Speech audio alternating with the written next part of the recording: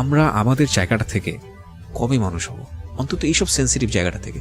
ছি ছি ছি ছি ছি, একটা ছোট বাচ্চা যে দিন দুনিয়া বোঝে না, তোমাকে কি ফার্মেসিতে নাকে রুমাল দেওয়ার মতো কোনো ঘটনা ঘটেছে? কি হয়েছে, কি করেছে বলো? তোমরা তিনজন ওখানে গেলা কেন, কি হলো? কোচিং ছুটির পরে তাসনিম, সুমাইয়া আর সাইমার সাথে বলছে যে তুমি ফার্মেসিতে যাবা। আচ্ছা, কে বলেছে এটা? তাসনিম। আমি তাসনিম, বলেছি মানে যে তাসনিম ফার্মেসিতে যেতে বলেছে তোমাকে? জি। তো তুমি ছুটির পরে তো বাসায় যাবা, তোমাকে ফার্মেসিতে যেতে বললো কেন? বলছে যে ফার্মেসিতে না গেলে আমার ভিডিওটা ইন্টারনেটে ছেড়ে দেবে। ভিডিও বলতে কিসের ভিডিও? দাঁড়াও দাঁড়াও দাঁড়াও, 1 মিনিট, তুমি বলো। হ্যাঁ, কিসের ভিডিও? একটা খারাপ ভিডিও। কি ভিডিওটা কে করেছে তোমার? না, তোমরা কোনো হেল্প করো না, ওকে বলতে দাও না, ওকে বলবো। হ্যাঁ হ্যাঁ, ভিডিওটা তাসনিমের আম্মু করছে। কিভাবে করেছে ভিডিওটা?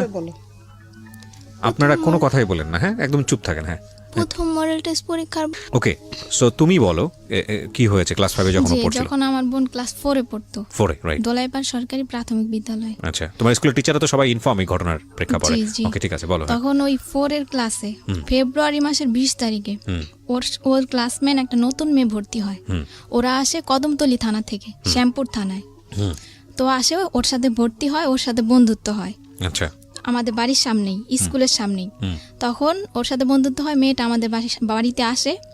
তখন মানে জানতে পারলাম যে মেয়েটার মা ডাক্তার, একটা সাইনবোর্ড লাগানো আছে বাড়ির মধ্যে, উনি শিশু এবং গাইনি ডাক্তার। উনি ঘরের মধ্যে রুগী দেখে। ওনার বাড়ি নোয়াখালী, লক্ষ্মীপুরে। জি। তখন উনি মানে ওনার সাথে, ওনার মেয়ে দেখলাম ভালো, উনিও দেখলাম ভালো, তো মিশতে দিলাম আমরা ওই মেয়েটার সাথে। তারপরে উনি আমাকে একদিন একটা প্রস্তাব দিল, ওই তাসনিম, মেয়েটার নাম তাসনিম, আর ওর মার নাম হলো খন্দকার জান্নাতুল ফেরদৌস। ওই খন্দকার জান্নাতুল ফেরদৌস আমাকে একটা প্রস্তাব দিল ওনার মেয়েকে পড়ানোর জন্য। ক্লাস 4 এ যখন শেষ পর্যায়ে, শেষ দিকে, তখন আমি রাজি হলাম যে আমার বাড়ির সামনেই তো পড়াই আমি। তো ওনার মেয়েকে আমি 3 মাস পড়িয়েছি। পড়ানোর পরে আমি দেখতে পেলাম যে ওনাদের ঘরে অনেক লোকজন আসে, আর ওনাদের ঘরে মেয়ে থাকে, বলে যে আমার বোনের মেয়ে। লোকজন আসে আর উনি আমাকে মানে অনেক ধরনের কথা বলতো, যেগুলো আমার মানে একটু খারাপ লাগতো। যেমন বলতো যে আমার একটা গেস্ট আসছে, তো এজন্য আমি একটু পরিপাটি হচ্ছি, আমার অনেক ভদ্র গেস্ট। আবার অনেক মাঝে মধ্যে অনেক ফোনে নোংরা নোংরা কথা বলতো। তখন মানে আমার অনেক হাজবেন্ড ছিল না বাসায়? না, ওনার হাজবেন্ড নাকি লন্ডন থাকে। তো ওনার মেয়েকে 3 মাস পড়ানোর পর আমার মাকে আমি এসে বলেছি যে মা, এরকম এরকম ওনার ঘরে লোকজন আসে। তখন আমার আম্মু বলছে যে তাহলে হয়তো বা মহিলাটা ভালো না, পড়ানো ছেড়ে দাও। আমি পড়ানো ছেড়ে দিয়েছি, আর আমার ছোট বোনকে ওনাদের বাসায় যেতে নিষেধ করেছি, যে ওনাদের বাসায় যাবা না। ও 3 মাস ধরে ওনাদের ঘরে একটা লোক থাকে, বলে যে ওনার ভাই। এজন্য আমার মা বলছে যে ওনার ভাই আছে অবিবাহিত, তুমি ওনাদের বাসায় যাবা না ওর সাথে। আমার ছোট বোন নিষেধ করা হয়েছে ওদের বাসায় যেতে না। এখন 5 এ উঠছে, আমার বোন উঠছে, আর ওই তাসনিম, যে মেয়েটা তাসনিম, ও এখন 5 এ উঠার পরে ওই মহিলা কিন্তু আমার ছোট বোনের অনেক খোঁজ খবর নিত ক্লাস 4 এর থেকেই। আর ওনার নাম্বারটা আমার কাছে ছিল, ওই যে আমি যে ওনার মেয়েকে পড়িয়েছি তখন ওনার নাম্বারটা আমাদের মোবাইলে সেভ করা ছিল। ওই তো আমাদের নাম্বারে ফোন দিয়ে আমার মাকে জিজ্ঞেস করতো, আমাকে রাস্তায় দেখা হইলে জিজ্ঞেস করতো। ছোট বোনের শুধু খবর নিত উনি, যে ওর কি খবর, ওর কি খবর, মোবাইল করে করেও। তো ওর সাথে কি হয়েছে আমরা জানি না। নভেম্বরের 8 তারিখ বৃহস্পতিবার ছিল, ওই দিন কোচিং ছুটি হয়েছে 3টায়। স্কুলেই কোচিং করে, এজন্য আমরা টাকাও দেই। সরকারি স্কুল, কোচিং বাধ্যতামূলক। তো আমরা টাকা দেই, কোচিং করে। ওই দিন 3টা বাজে কোচিং ছুটি হয়েছে। এমনি অন্যান্য দিন 4টায় ছুটি হয়, তো একটু দেরি হয়েছে। ও আমাদের বাড়ির সামনে আবার থাকে আরেকটা মেয়ে, মারিয়া ওর নাম।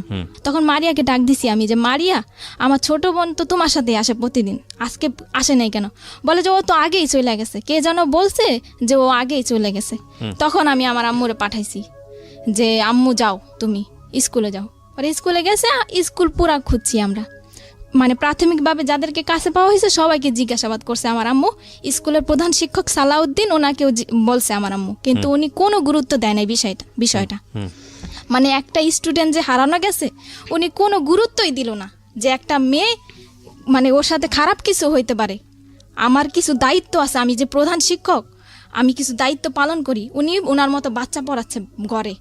তখন স্কুলে, ওই স্কুলের আরেকটা ম্যাডাম, ইংরেজি ম্যাডাম জাকিয়া ম্যাডাম, ওনার কাছে আমার বোন ক্লাস 4 এ থাকতে পড়েছিল। ওই ম্যাডামটা একটা ছেলে পাঠায়, ওই ছেলের নাম হলো আসিফ। ওই ছেলেটা ওদের ক্লাসমেট। ওই ছেলেটা আমাদের বাসায় আসে, আসার পরে বলে যে আন্টি চলেন এই ওই পারে যাব সুমাইয়াদের বাড়িতে। সুমাইয়া জানে মানে আপনার মেয়ে, ছোট মেয়ে কোথায় আছে। তখন আমার আম্মু বলে যে, সুমাইয়াটাকে সুমাইয়া হলো ওর ক্লাসমেট। তখন মানে আমার আম্মু গেল ওই পারে, গিয়ে জিজ্ঞাসাবাদ করলো যে তুমি কি জানো। কতক্ষণ ধরে ওকে পাওয়া যাচ্ছে না? 3টার থেকে 3টা বাজে ছুটি হয়েছে, ছুটির পরের 1 থেকে ঘন্টার মধ্যে পাওয়া যাচ্ছে না, জি, ওই জি। 1 ঘন্টার মধ্যে খোঁজাখুঁজি শুরু হ্যাঁ, করেছেন। আমরা খোঁজাখুঁজি শুরু। Okay. তারপরে আমার আম্মু জিজ্ঞাসাবাদ করা হয়েছে, এই সুমাইয়ার পায়ে পর্যন্ত ধরছে আমার আম্মু, বলছে যে মা তুমি যদি কিছু জানো আমাকে বলো মা, আমার মেয়েটা তো 1 মিনিটও দেরি করে না কোনোদিনও, আর কোথাও যাওয়ার মেয়েও না, আমার মেয়ে তো ছোট, আমার কোনো আত্মীয় স্বজনের বাসা আমি ছাড়া তো যায় না। হ্যাঁ, পরবর্তীতে ওই মেয়ে পুরোপুরি অস্বীকার করছে, বলে যে আন্টি আমি কিছুই জানি না। তখন ও বলছে আমার আম্মু আমাকে ফোন দিছে, তখন আমি বলছি যে তুমি পুলিশের ভয় দেখাও। ওর ক্লাসের কেউ না কেউ তো জানে ওর সম্বন্ধে কিছু, যে ও কোথায় যেতে পারে। তখন আর ওই মেয়েটাকে আমার সন্দেহ হয়েছে কেন, ওই দিন যেদিন ও হারাইছে ওই দিন সকালবেলা আমি যে স্কুলে গিয়ে আমার বোনকে দেখে আসছি, দেখছি যে ওই দিন ও সুমাইয়ের সাথে বসছিল, সুমাইয়ের সাথে বসেছিল আমার বোন। আর আমার বোনের ফ্রেন্ড হলো তাসনিম। ওকে। তাসনিম হলো ওর অনেক ঘনিষ্ঠ ফ্রেন্ড, সবসময় শুধু তাসনিমের সাথেই থাকতো।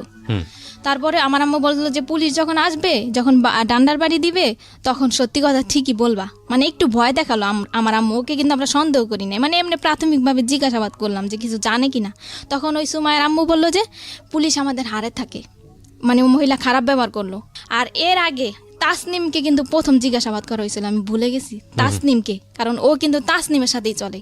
তাসনিমকে আমার মা হারানোর পরেই ফোন দিছে তাসনিমের আম্মুকে, তাসনিমদের বাসায় যাওয়া হয়েছে। তাসনিমদের বাসায় তাসনিমও নাই, তাসনিমের মাও নাই। আমার আম্মু ফোন দিছে, আপা আপনি কোথায়? বলে যে আমি তো আমার মেয়ের নিয়ে সাবান ফ্যাক্টরি গলিতে রুম দেখতেছি। তারপরে উনি আসছে, কিছুক্ষণ পর আইসা আমাদের বাড়িতে আসছে উনি ওনার মেয়ের নিয়ে।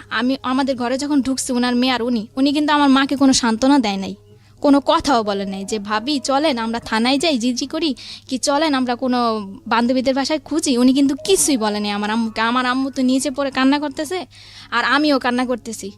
আর তাসনিমরে আমি এখন জিজ্ঞাসাবাদ করতেছি যে আপু তুমি কি কিছু জানো, আপু বলো আমারে। বলে যে না আপু আমি কিচ্ছু জানি না, ও ওদের ওই প্রেম গলিতে গেছে, আমি আমাদের গলিতে গেছি। তাসনিমকে আমি কেন সন্দেহ করেছি, এর মধ্যে একটা কারণ আছে। কারণ যখন মানে আমার ছোট বোন কোচিংয়ে বাসায় কিন্তু এসে খেয়ে আবার কোচিংয়ে যেত, কোচিংয়ে যাওয়ার সময় ওর ব্যাগ থেকে একটা চিঠি পড়ে গেছে। চিঠিটার মধ্যে 3টা মেয়ের নাম উল্লেখ ছিল, ফারিহা, রাজিয়া আর তাসনিম। চিঠিটা ও তাসনিমের কাছে লিখেছে, আমার বোন তাসনিমের কাছে লিখেছে যে প্রিয় তাসনিম, আশা করি ফারিয়াকে নিয়ে ভালোই আছো। আর রাজিয়ার নাম এই চিঠিটার মধ্যে কিন্তু কোনো ছেলের নাম উল্লেখ নাই, তাহলে আমরা কিভাবে সন্দেহ করি যে আমার বোন কোনো ছেলের সাথে যেতে পারে? তাসনিম কিন্তু লিখছে। তখন আমি চিঠিটার কথা গোপন রাখি, তাসনিমের কাছে বলি না যে আমি একটা চিঠি পাইছি, চিঠিটা আমি দেখাইও নাই। কিন্তু আমার পুরোপুরি সন্দেহ হয়েছে যে তাসনিমই জানে যে আমার বোন কোথায় আছে, আর তাসনিমের মাই নিছে আমার বোনকে। তখন আমি আমার মাকে আমি বলছি যে তুমি এখনই থানায় যাও, গিয়ে জিটি করো। কিন্তু আমার আম্মু থানায় যায়নি। তখন আমার আম্মু তখন কি করছে, আমার মানে আত্মীয় স্বজন সবাইকে ফোন দিছে, সবাই অলরেডি চলে আসছে। আসার পরে আমার বড় বোন মানে বড় খালার ছেলে একটা মাইক ভাড়া নিছে, দোলাইপার ওই পারে 1 নম্বর গলি থেকে মাইক ভাড়া নিছে। ওই 1 নম্বর গলিতে কিন্তু আমার বোনটা ছিল, যেই জায়গা থেকে আমরা মাইক নিছি ওইখানেই আমার বোনটা ছিল। ওইখান থেকে কুতুবখালী 1 নম্বর গলি, 2 নম্বর গলি, ডিপটির গলি, কুতুবখালী, দোলাইপার, মিরাজির বাগ পুরা কিন্তু আমরা মাইক দিয়ে অ্যালাউন্স করছি। স্কুলের হেড স্যার কিন্তু কোনো পদক্ষেপ নেয় নাই, আর আমার আম্মুকে একটা ফোনও দেয় নাই, হেল্পও করে নাই। উনি কিন্তু বাচ্চাই পড়াইতেছে। স্কুল থেকে হারিয়ে গেছে কোচিং এর থেকে স্কুলে কোচিং বাধ্যতামূলক, জি বাধ্যতামূলক, এবং কি আমরা টাকা দেই। কোচিং করতে চাইতাম না, দুইটা বাইরেই তো বেত দিয়া, আমার বাচ্চা না সবার বাচ্চা। কোচিং না করলে বাচ্চাদেরকে কম নাম্বার দেওয়া হয় এবং ফেল করিয়ে দেওয়া হয় এবং বাচ্চাদের উপর টর্চার করা কি হয়। দুর্ধর্ষ, কি অমানবিক। এবং আমরা কবে আসলে এই জায়গাটা থেকে বেরোতে পারবো? না আমি আপনার বড় মেয়ের কাছ থেকে শুনতে চাই, আপনাকে আমি ফ্লোর দিব পরে আবার। হ্যাঁ বলেন। তারপরে আমার আম্মু গেল হেড স্যারের বাড়িতে। আবার হেড স্যারের বাড়িতে যাওয়ার পরে আমার আম্মু হেড স্যারের সাথে কথা বলতে চাইলো। হেড স্যারের দেখে যে বাচ্চা পড়াচ্ছে। তখন ওই মরিয়ম নামে একটা মেয়ে, ওই মেয়েটাকে আমার মা নিতে চাইলো যে মরিয়ম তুমি আমার সাথে আসো, তুমি তো চিনো তোমাদের ক্লাসের কারো না কারো বাড়ি, আমি যাব তোমাকে নিয়ে। স্যার কিন্তু ওই মেয়েটাকে দিতে রাজি হয় নাই, যে না ও যেতে পারবে না, ও পড়ছে। তখন তাসনিমের মা উনি হেড স্যারের সাথে দরজা লাগায় কি যেন বলতেছে। আমার আম্মু কিন্তু দরজা ফাঁক দিয়ে দেখছে, কিন্তু তখনও কিন্তু আমরা জানি না যে স্কুলের প্রধান শিক্ষকও জড়িত, উনিও জানে। এমনকি ওই মহিলার কাছেই তো আমার বোনটা কিন্তু আমরা তো আর জানি না যে ওনার কাছেই আছে। তখন আমার আম্মু এসে বলল যে এরকম এরকম হেড স্যার আর তাসনিমের মা কথা বললো, আমাকে কোনো গুরুত্ব দিল না, আর আমি একটা বাচ্চা নিতে চাইলাম, আমাকে তাও দেওয়া হলো না। হেড স্যার বলে যে দেখেন কোনো বান্ধবীর বাড়িতে গেছে কিনা, এটা বলছে হেড স্যার, আর কোনো গুরুত্ব দেয় না যে চলেন আমি যাই আপনাকে নিয়ে থানায়, কি আমি প্রত্যেকটা গার্জিয়ানের নাম্বারে ফোন দেই, কি আপনাকে একটা বাচ্চা দেই, আপনি যান খোঁজ করেন, কি প্রত্যেকটা গার্জিয়ান আমি ডাকাই, বাচ্চাগুলোকে আমি ডাকাই, কোনো পদক্ষেপ নেয় নাই উনি। তখন আমার আম্মু মাইক দিয়ে অ্যালাউন্স করার পর থানায় গেল, সাধারণ জিডি করলো একটা রাত্রে, তখন 10টা বাজে। সাধারণ জিডি কোন করার পর থানায় হয়েছে এটা? শ্যামপুর থানা। শ্যামপুর থানায় একটা সাধারণ জিডি করা হলো, কারো সন্দেহ করে না, মানে একটা সাধারণ হারানো একটা সাধারণ জিডি। যে আমাদের যে জিডির যে মামলার আয়ো আজম, এসআই আজম, ওনাকে আমার আম্মু নিয়ে আসলো গাড়ি নিয়ে, আমার মেজো খালা আমার মা গাড়িতে নিয়ে আসলো। আমার আম্মু সন্দেহ করলো, আমি বললাম যে আমি ওই মহিলাকে সন্দেহ করছি, যে ওই মহিলার মেয়ের সাথেই চলে, ওই মহিলাই জানে, ওই মহিলার মেয়েই জানে, যদি ওনারাও না নেয় তাহলে ওনারা জানে যে ও কোথায় আছে, কোথায় গেছে। তখন ওই মহিলাকে সন্দেহ করে আমি আমার মাকে পাঠালাম, রাত্রে 2টা বাজে গাড়ি নামায় নিয়ে আসছে, মহিলার বাসায় গেছে পুলিশ নিয়ে। তারপরে ওনার মেয়েকে মানে আমরা পুলিশ নিয়ে চাপ দিলাম, আর ওই খন্দকার জান্নাতুল ফেরদাউসকে চাপ দিলাম আমরা। তখন ওই মহিলা কিন্তু স্বীকার করেনি, আর মহিলার মেয়েও স্বীকার করেনি। তখন ওনার মেয়েকে আমরা মানে সন্দেহ করলাম ওনার বোনকে, ওনার বোন আবার থাকে পান্থপথ, ওই দোলাই পারেই পান্থপথ একটা মানে একটা স্থানের নাম, ওই স্থানে থাকে আর কি। তো ওইখানে ওনার মেয়েকে মানে আমরা চাইলাম যে তোমার খালার বাসায় হয়তো বা থাকতে পারে। তখন ওনার মেয়েটাকে কিন্তু উনি একাই দিয়ে দিল, উনি কিন্তু কোনো আপত্তিকর মানে কথা বললো না যে না আমার মেয়েকে দিব না, আমি এত রাত্রে এতগুলা পুলিশের সাথে আমি কিন্তু দিব না আমার মেয়েকে। উনি কিন্তু ওনার মেয়েকে দিয়ে দিল আমার মার সাথে। আর আমার মা ওনার মেয়েকে নিয়ে এই রাত্রে 2টা বাজে ওর খালার বাসায় গেল, খালার বাসায় আর ওই গাড়ির মধ্যে ওনার মেয়েকে আমার মা কোলের মধ্যে রাখলো এবং বললো যে মা বলো, মা যদি তুমি কিছু জানো তাহলে বলো। কিন্তু ওনার মেয়ে কিন্তু কিছুই বললো না, যে না আন্টি আমি কিছুই জানি না। তখন ওর খালার বাসায় খোঁজা হলো, নেই, ওই বাসায়ও নেই। তখন ওই মহিলা আমার মাকে বললো, যখন ওনার মেয়েটাকে ফেরত দেওয়া হলো খুঁজে আসার পর, তখন মহিলা আমার মাকে বললো যে কাজটা কিন্তু আপনি ঠিক করেন নাই, মানে আমার বাসায় যে পুলিশ নিয়ে আসছেন কাজটা কিন্তু ঠিক করেন নাই আপনি। তখন আমার মা বলল যে আমি পুলিশ নিয়ে আসছি, একটু পর আমি র্যাব নিয়ে আসবো, মানে আপনার কাছেই আমার মেয়ে আছে, আপনিই জানেন। আমার মানে আমার মার তখন মাথা ঠিক ছিল না, বলছে। আর মেয়েটা কিন্তু ওনার কাছেই ছিল। কিভাবে উদ্ধার হলো তারপরে আমার মা চলে আসলো বাড়িতে। পরের দিন সকালবেলা শুক্রবার আমার আম্মু কিন্তু শুক্রবারে র্যাবের অফিসে গেল 2বার। এর মধ্যে আমার ছোট খালা মানে মিডিয়ার লোকদের খবর দিল, 71 চ্যানেলের একজন রিপোর্টার, আর টুটুল উনি বিজয় টিভির, আর দৈনিক দিন প্রতিদিনের পত্রিকার একজন, এই 3 জন আর কি আমাদের পাশে এসে দাঁড়ালো আর কি, সান্ত্বনা দিল আমার মাকে যে আপা কান্নাকাটি করেন না, আপনার মেয়েকে পাবেন। 2 দিনে আমরা র্যাবের অফিসে গেলাম, ওই টুটুল বিজয় টিভির সাংবাদিক ওনাকে নিয়ে, উনি সাক্ষী, কেসের সাক্ষী ওনারা। তো ওই দিন শুক্রবার আর মহিলার কাছে গিয়েছে ওনারা সকালবেলা, ওই মিডিয়ার লোকেরা, মিডিয়ার লোকদের সাথে ওই মহিলা অনেক খারাপ আচরণ করছে, এগুলো ভিডিও ফুটেজ ওই সাংবাদিকদের কাছে আছে। তারপরে ওই শুক্রবার সন্ধ্যা 7টায় আব্দুর রব নামের একজন লোক আসলো, এসে আমাদের দরজা টোকা দিল। সন্ধ্যা তখন 7টা। তখন বললো এই রুমে কি কাপড় বিক্রি করে সেই মহিলা থাকে? তখন আমার আম্মু বললো যে হ্যাঁ আমি বিক্রি করি, আমিই থাকি। আব্দুর রবটা কে জানো? আব্দুর রব, যে বাসায় ওরা রাখছে, যে বাসায় ছিল 30 ঘন্টা, হ্যাঁ। ওই আব্দুর রব বলে। আমার আম্মু বলে কি ওই লোকটা বলতেছে যে আপনার মেয়ে আমার বাসায় আছে, আমার কাছে আছে। তো আমার আম্মু বলে যে আপনার বাসায় আছে, আপনার বাসা কোথায়? বলে যে আমি তো মেম্বরের বাড়িতে থাকি। তা আমার আম্মু বললো মেম্বরের বাড়িতে এই যে আপনি কাছে থেকে আমার মেয়েটা দিলেন না, আপনি কি? বলে যে না আমি তো 7 তলায় থাকি। বলে যে কোন 7 তলায়? বলে যে না আমি তো 1 নম্বর গলিতে থাকি। লোকটা কয় ধরনের কথা বলা শুরু করছে, আর বলে যে আপনার মেয়েটা আমার মেয়ের সাথে চলে গেছে, আপনি নাকি অনেকে মানে মারধর করেন মেয়েকে, আমার কাছে আশ্রয় চেয়েছে, আমি আশ্রয় দিয়েছি। ওনার স্ত্রীকে ফোন দিল, কোথায় তুমি? আসলো আমার বোনটাকে নিয়ে আসলো। আমার বোনটা কে 2টা পুরুষ লোক ধরে ধরে নিয়ে আসছে, আমাদের দোতলার ভাড়াটিয়ারা সবাই সাক্ষী। তখন সবাই মানে ওই লোকটা যে এসে বললো, সবাই কিন্তু দরজা খুলে ফেললো, সব কথাই। আমার বোনটা কাঁপতেছে, প্রচন্ড কাঁপতেছে, মানে যাকে দেখে তাকেই ভয় পায়, আর শরীরে অনেক জ্বর ছিল আমার বোনের। তখন লোকটা কিন্তু ঘরের ভিতরে ঢুকতে চাইলো না। আমার আম্মু অনেক কষ্টে আর আমি অনেক কষ্টে বললাম যে আঙ্কেল আপনাকে কিভাবে ধন্যবাদ জানাবো, আপনি একটু বসেন, কিছু খান আপনি। লোকটা কিন্তু ঢুকতে, এই মহিলা তোর বাচ্চাটা ফেরত দেওয়ায় কি আমার অপরাধ হইলো, মানে উনি কি আবল তাবল কথা বলতেছে। তখন ওনাকে বসালাম, আমার আম্মু বলে যে আমার গার্জিয়ান আসবে, আমার গার্জিয়ানকে বুঝিয়ে দিবেন আমার মেয়েকে। তখন আমরা মিডিয়ার লোকদেরকে খবর দিলাম, ওই যে আমাদেরকে সান্ত্বনা দিয়েছিল, আমাদের পাশে দাঁড়িয়েছে, আর আমার খালা, আমার আত্মীয় স্বজন সবাই আসলো। ওই আয়োর যে মামলার যে আজম এসআই, ওনাকেও খবর দেওয়া হলো, আমার আম্মু খবর দিল। স্কুলের প্রধান শিক্ষককেও আমার আম্মু খবর দিল, কিন্তু ওই খন্দকার জান্নাতুল ফেরদৌসকে কিন্তু আমার আম্মু খবর দেয়নি। আর উনি কিন্তু এই একদিনের মধ্যে আমার আম্মুকে কোনো ফোনও দেয়নি, কোনো খোঁজ খবরও নেয়নি, এমনকি কোনো সাহায্য করে নাই। ওই খন্দকার জান্নাতুল ফেরদৌস আমার বোন ঘরে ঢুকার 5 মিনিটের মধ্যে উনি এসছে 3টা মেয়ে নিয়ে। উনি কিভাবে জানলো যে আমার বোনটা ঘরে আসছে? বড় বড় 3টা মেয়ে, 3টা মেয়ে নিয়ে আসছে। 3টা মেয়ে এসে মানে আমার মার সাথে ঝগড়া শুরু করছে যে কেন আমার মা পুলিশ নিয়ে গিয়ে ওই মহিলার বাসায় খুঁজতে গেছে।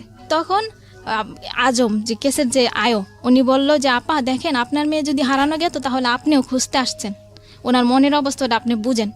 তখন খন্দকার জান্নাতুল ফেরদৌস বললো আমি আজকে অ্যাকশন নিব, আমার মান ইজ্জত কিছু রাখে নাই, পুলিশ নিয়ে আমার বাড়িতে গেছে।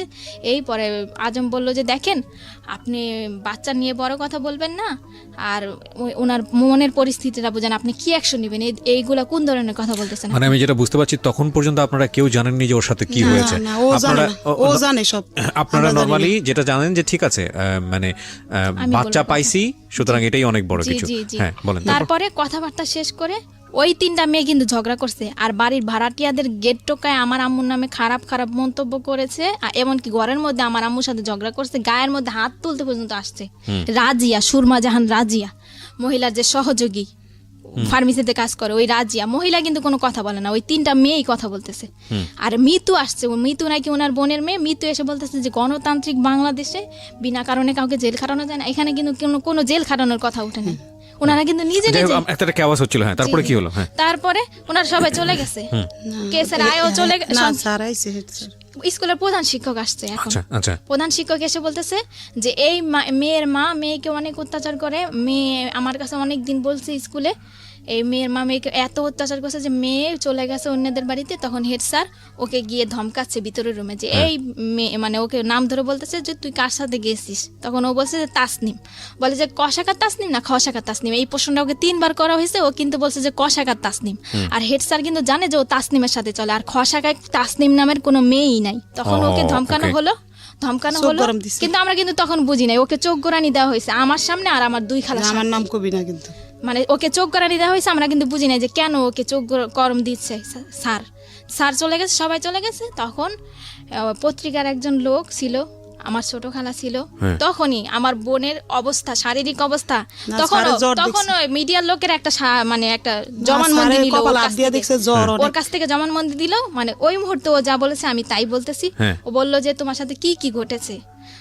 তখন ও বলছে যে তাসনিম, সাইমা, সুমাইয়া, এই 3জনই ওদের ক্লাসে পড়ে। এই 3টা মেয়ের সাথে কোচিং ছুটির পরে আমি গেছি খন্দকার জান্নাতুল ফেরদৌসের ফার্মেসিতে যাওয়ার পর মহিলা একটা রুমালের মধ্যে কি দিছে, তারপর আমার আর কিছুই মনে নেই। পরের দিন সকালবেলা আমি উঠে দেখি যে আমি আব্দুর রবের বাড়িতে, ওই যে সাইমাদের বাড়িতে। ওকে, সাইমার বাবা কিন্তু আব্দুর রব। এতটুকু আমি ওর মুখ থেকে শুনতে চাই, মানে আপনার পাশে যে আপনার বোনটা বসে আছে, ছোট বোন, ওকে একটু মাইক্রোফোনটা দেন।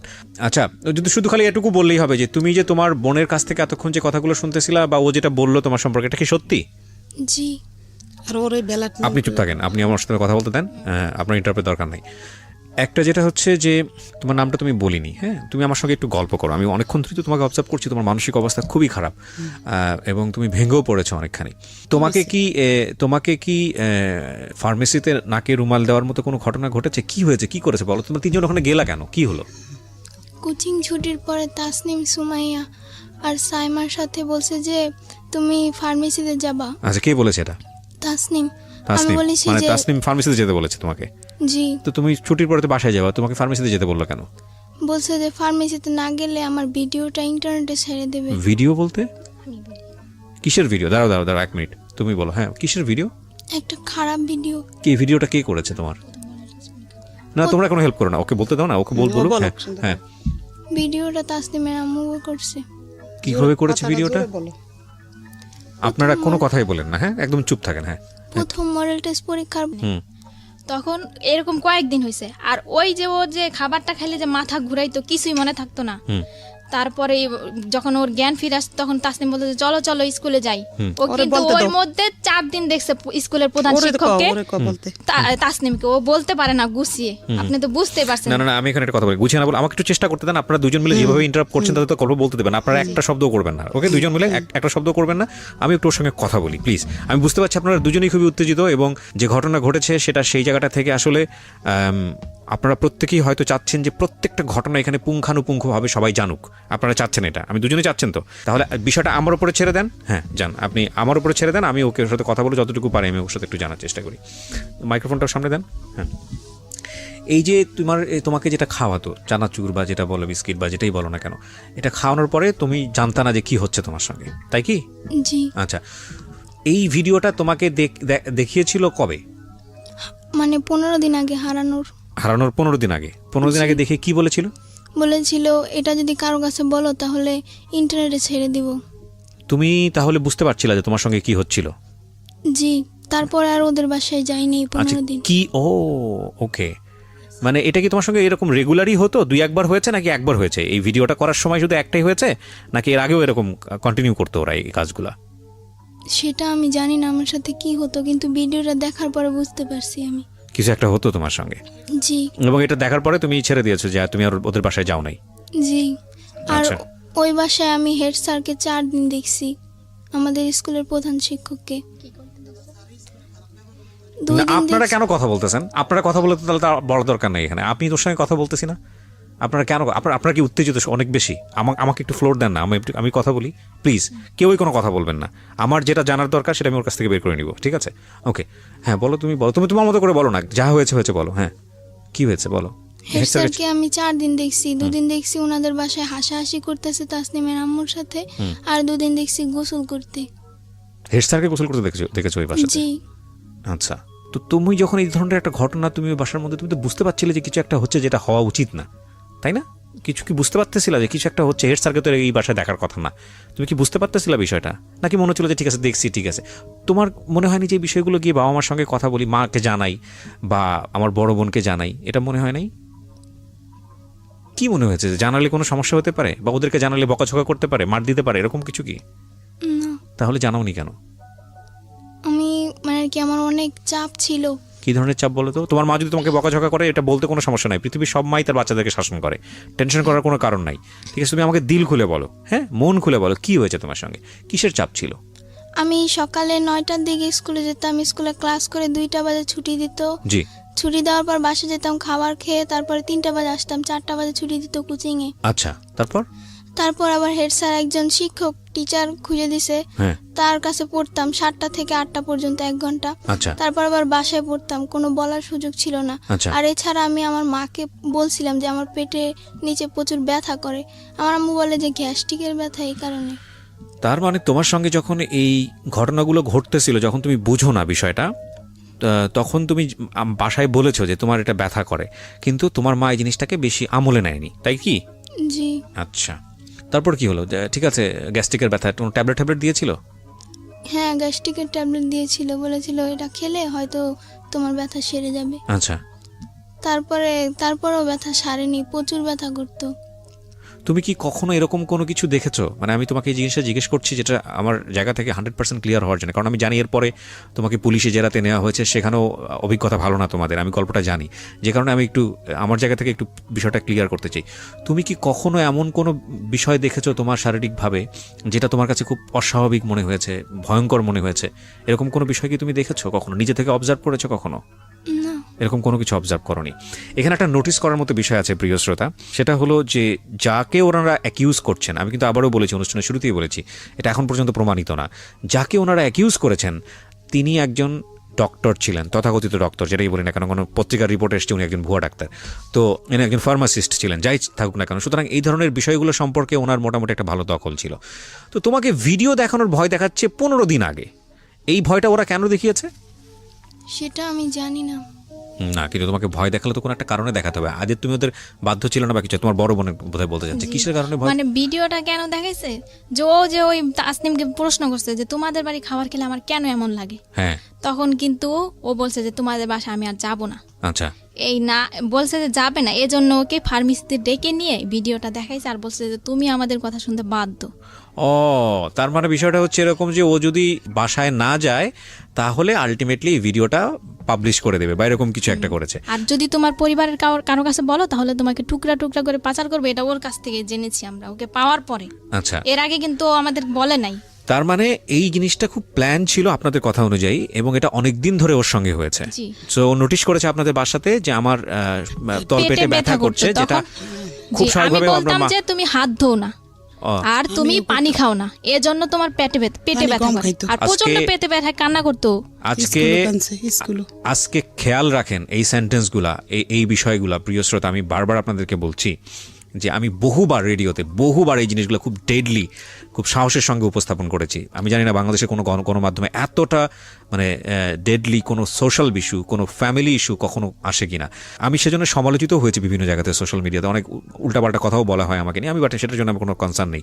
বাট আমি আপনাদেরকে বলি যে শিশু যৌন নির্যাতন বা সেক্সুয়াল অ্যাবিউজ, এটার যে মানে রেট কতটা ভয়াবহ সারা দুনিয়াতে, বাংলাদেশে তো অবশ্যই।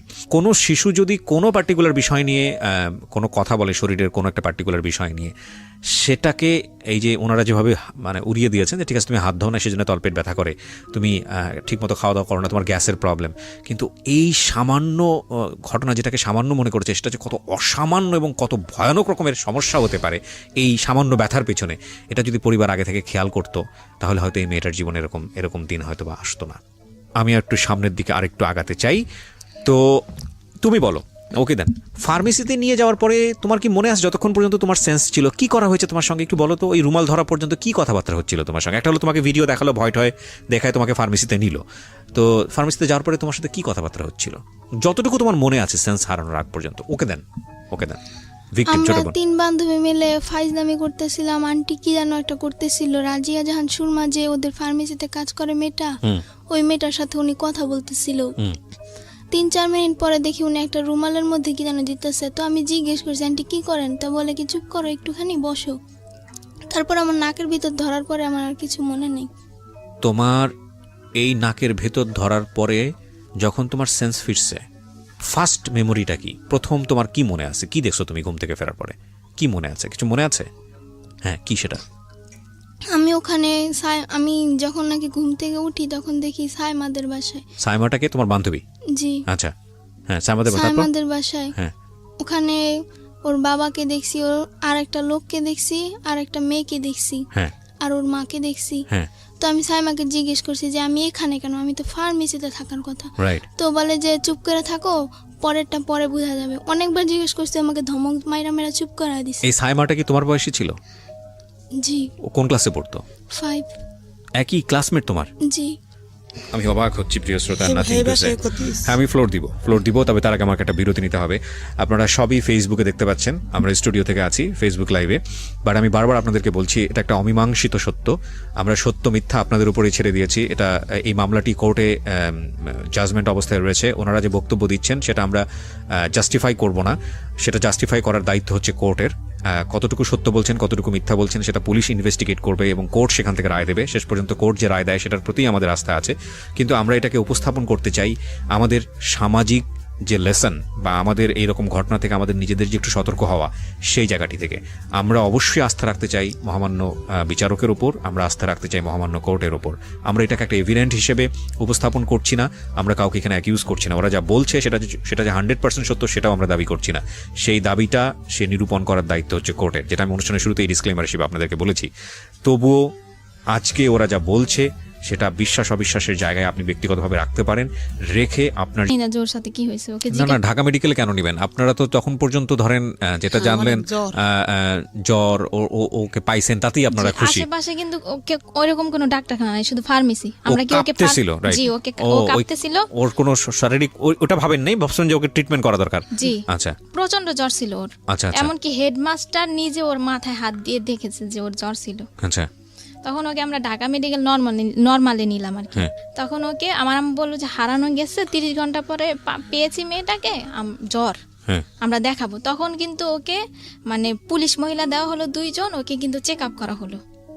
আচ্ছা, ওই মেডিকেল থেকে দেওয়া হলো? জি জি, চেক আপ করা হলো। চেক আপ করার পরে ওকে ওসিসিতে দেওয়া হলো, আমরা কিন্তু ওসিসি চিনি না, আচ্ছা ওকে ওসিসিতে দেওয়া হলো। ওসিসিতে ভর্তি করার পরে আর ওই মহিলা চেক আপ করার পরে বলছে যে আপনার মেয়ের তো মানে হয়েছে, ওর সাথে খারাপ কিছু হয়েছে। একের অভিজ্ঞ এটা কে বলেছে? পুলিশ বলেছে নাকি? মানে চেক আপ করার পরে আমরা কিন্তু বলছি যে হারানো গেছে মেয়েটা, জ্বর আমরা দেখাবো। ও মানে মেডিকেল থেকেই বললো যে আমার হ্যাঁ, তো হ্যাঁ শুনুন। বলেন হ্যাঁ আমি রুমের ভিতরে মানে ডাক্তার নাই, ওদিন শুক্রবার বন্ধ, ডেলিভারি রুগী অগল ঢুকছে সমানে তো ডাক্তার নাই।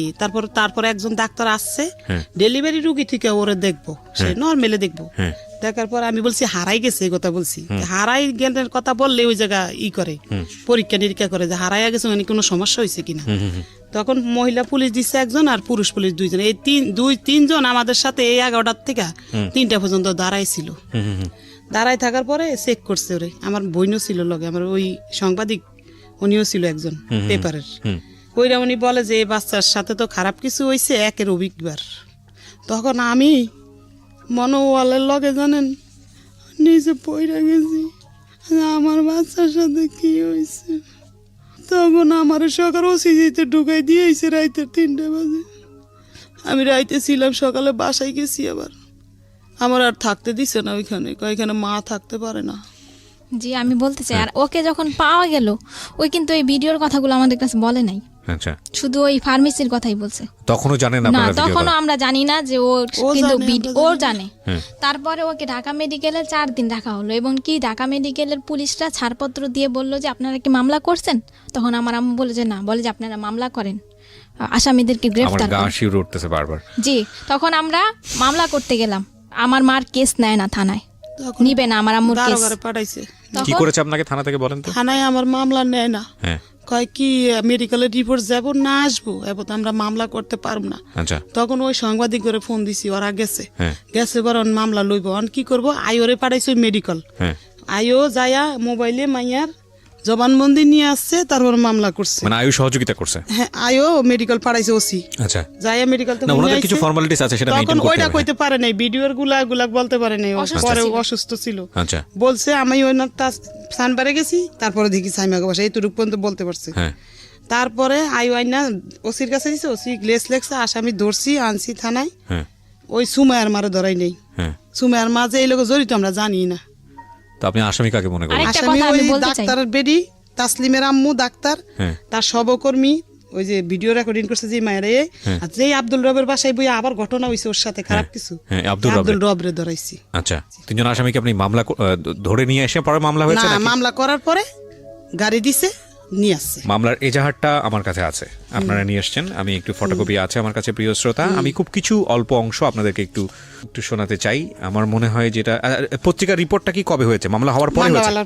মামলা হওয়ার পরে হয়েছে। কোড উড়াইছে যেদিন এদিন। আচ্ছা তাহলে আমি একটা কাজ করি, আমি বরং পত্রিকার রিপোর্টটাই আপনাদের একটু পড়ে শোনাই, তাহলে আপনারা বুঝতে পারবেন যে কি ঘটনা ঘটেছে এবং ঘটতে চলেছে।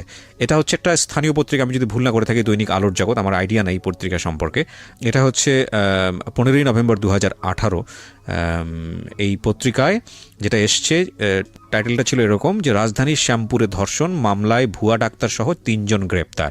রাজধানীর শ্যামপুর থানাধীন ধোলাইপাড় সরকারি প্রাথমিক বিদ্যালয়ের 5ম শ্রেণীর এক ছাত্রীকে ধর্ষণের অভিযোগে 3 জনকে আটক করেছে পুলিশ। বাদী সালমা আক্তার 40, যিনি আজকে আমার সঙ্গে স্টুডিওতে আছেন, ইনি জানিয়েছেন গত 8ই নভেম্বর বৃহস্পতিবার আইরিন ব্র্যাকেটে ছদ্মনাম, আপনি আপনার মেয়ের নাম এখানে ব্র্যাকেটে ছদ্মনাম ব্যবহার করেছেন, আমরা নিজেরা নাম উচ্চারণও করিনি আজকে এখানে। স্কুল কোচিং শেষ হয় বিকাল 3টায়, কিন্তু তার মেয়ে বাসায় না ফিরলে সে স্কুলে যায় এবং স্কুল বন্ধ দেখে প্রধান শিক্ষককে ফোন দেন এবং স্কুল সহ পরিচিত লোকজন ও আত্মীয় স্বজনদের কাছে খবর নেন। এক পর্যায়ে এলাকার মাইকিং করলে কোনো খবর না পেয়ে শ্যামপুর থানায় একটি সাধারণ ডায়েরি করেন, তার নম্বর হচ্ছে 341, তারিখ হচ্ছে 8/11/2018। পরদিন শুক্রবার সন্ধ্যা আনুমানিক 7টায় তারা জানতে পারেন তাদের মেয়ে মামলায় অভিযুক্ত আটককৃত আসামি আব্দুর রবের বাসায় আছে।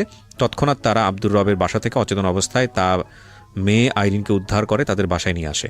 তাদের মেয়েকে পাওয়া গেছে শুনতে পেয়ে স্কুলের প্রধান শিক্ষক, জিডির তদন্ত কর্মকর্তা সাব ইন্সপেক্টর মোহাম্মদ, নামটা এখানে কেন আসেনি, আচ্ছা ঠিক আছে, সাংবাদিকরা উপস্থিত হন, কিন্তু আইরিনের কোনো হুঁশ না থাকায় কি হয়েছিল সেটা জানা যায়নি। এক সময় রাত আনুমানিক 9টায় হুঁশ ফিরলে সে জানায় স্কুল কোচিং শেষে মামলার আটককৃত আসামি খন্দকার জান্নাতুল ফেরদৌসের স্কয়ার হেলথ কেয়ার ফার্মেসিতে গেলে, এই ফার্মাসির নাম কি স্কয়ার হেলথ কেয়ার, আচ্ছা স্কয়ার হেলথ কেয়ার ফার্মাসিতে গেলে তার মুখ অচেতন নাশক ঔষধ মাখায় এবং এরপর তার আর কিছু মনে নেই। পরদিন শুক্রবার কেন সে আব্দুর রবের বাসায় গেল তা সে জানে না। একথা শুনে তার পরিবার রাতে ঢাকা মেডিকেল কলেজ হাসপাতালে ভর্তি করলে মেয়ের শারীরিক অবস্থা খারাপ দেখে ওসিসিতে ভর্তি করা হয়। পরে আইরিনের মা সালমা বেগম রবিবার রাতে শ্যামপুর থানায় একটি মামলা দায়ের করলে গোপন সংবাদের ভিত্তিতে পুলিশ রবিবার রাতে 3 জনকে আটক করে পরদিন সোমবার 5 দিনের রিমান্ড চেয়ে আদালতে সোপর্দ করেন। এরপরেরটুকু আমার সংবাদে আর নাই, কিন্তু এখানে আমি অবশ্যই ধন্যবাদ দিব আইন প্রয়োগকারী সংস্থা, বিশেষ করে পুলিশকে। আমি এটা সত্যি আমি যখন এই ধরনের কোনো অ্যাক্টিভিটিস দেখি আমার খুব ভালো লাগে, আমার খুব গর্ব করতে ইচ্ছে করে। I am really proud because police এই সব জায়গাগুলোতে খুব সেন্সিটিভ। সেটা হচ্ছে যে আমরা জানি যে ওনাদেরকে সোপর্দ করার পরে ওনাদেরকে আবার আদালতে হাজিরা করা হয়েছে জামিনের জন্য, কিন্তু পুলিশ স্বেচ্ছায় যেটা করেছে যে ওনাদেরকে যাতে জামিন না করা হয় সেটার একটা ব্যবস্থা করেছে, এবং আমি যতদূর জানি ওনারা এখনও জেলে আছে, আমি যদি ভুল না করে থাকি। ঠিক, সো সেটার লেটারও আমি দেখতে পাচ্ছি এখানে। আপনারা পুলিশ স্বেচ্ছায় এই এটা করেছে, কারণ ওনাদের তো আপনাদের তো উকিল ধরতে হতো। আপনারা কি উকিল ধরেছিলেন? দর্শি উকিল আছে আমার। আছে, তো ঠিক আছে, 3 জনকে ধরে নিয়ে গেল। আমি সময় পেলে আরও কিছু ডকুমেন্টস আমি আমার শ্রোতা যারা আছেন তাদেরকে পড়ে শোনাবো। হ্যাঁ। মামলা করার পরে মানে থানার লোকেরা জিজ্ঞাসাবাদ করলো আমার বোনকে, আমার মাকে। ওসি বলল যে সবে তো মাত্র থাকা শুরু, এখানে আরো কত থাকতে হবে। কে বললো এটা? ওসি, থানার ওসি আমার মাকে বললো। হ্যাঁ, ওসিতে 4 দিন থাকার পরে বাচ্চাকে থানায় নেওয়া হলো। থানায় একটা রাত রাখার পরে পরের দিন সকালবেলা কোর্টে ওঠা হলো, ম্যাজিস্ট্রেটের কাছে জবানবন্দি দেওয়া শুনল। তখন কিন্তু আমার বোন ভিডিওর কথাটা বললো ম্যাজিস্ট্রেটের কাছে জবানবন্দি দেওয়ার আগে। আচ্ছা, আর এর যে 4 দিন যে আমার বোন ঢাকা মেডিকেলে ছিল, ওইখানে কিন্তু আমাদের বেশি থাকতে দেওয়া হয় নাই, ওর সাথে কথাও বলতে দেওয়া হয় নাই, আর ও আমাদেরকে বলেও না। আর ঠিক আছে, ওখানে ফর্মালিটিস আছে, তোমার বোন তো বলেছে। তখন কিন্তু বলেছে ভিডিওর কথা। তখন আমরা বলছি যে তোমার বেশি কথা ওর সাথে বলি না, বলছি যে তোমার সাথে যা যা অন্যায় হয়েছে, তোমার সাথে যা হয়েছে খারাপ হয়েছে, তোমার সাথে যা যা হয়েছে তুমি সব বলবা। এমনকি প্রধান শিক্ষক স্কুলে মানে কৌশলে ওকে ডেকে নিয়ে শরীরের বিভিন্ন জায়গায় স্পর্শ করতে। তোমাদের কাছে বলেছে? জি বলেছে। আচ্ছা, ওর কাছ থেকে শুনে একটু। এইরকম একটা ঘটনা তুমি কি বলেছো এটা তোমার ফ্যামিলিকে বলেছো যে প্রধান শিক্ষকের বিষয়টা, নাকি ওরা তোমাকে আজকে সাজিয়ে গুছিয়ে এখানে নিয়ে আসছে এই ধরনের কথা বলার জন্য? না, করতো এরকম? প্রধান শিক্ষক করতো তোমাকে? জি। তো করতো, তুমি বাসে এসে কেন বলতে না বলো তো? যেদিন আমি মানে কি বৃহস্পতিবার ছিল যেদিন হারানোর দিন, সেদিন টাচ করেছিল। ওই একদিনই করেছে নাকি বেশ কয়েকদিন করেছে? ওই দিনই শুধু করেছে, ওই হারানোর দিন। মানে ওই ঘটনার পরে তুমি ফার্মেসিতে যাও? ওই ঘটনার পরে আমি বাসায় যাই, বাসায় যে খাবার খেয়ে আবার তারপরে তুমি স্কুলে আসো, এসে কোচিং এর পরে তুমি ফার্মেসিতে যাও, রাইট? কোচিং শেষের পর। জি, আমি আরেকটা কথা বলছি, ওকে জিজ্ঞাসা করেন যে হেড স্যার ওকে কি বলতো তোমাকে হেড স্যার? হেড স্যার আমাকে বিভিন্ন খারাপ কথা বলতো। হেড স্যার কোথায় আছে? আমার বাসায় সাইড না, হেড স্যার এখন কোথায় আছে? স্কুলে। ওনার নামে মামলা হয়নি?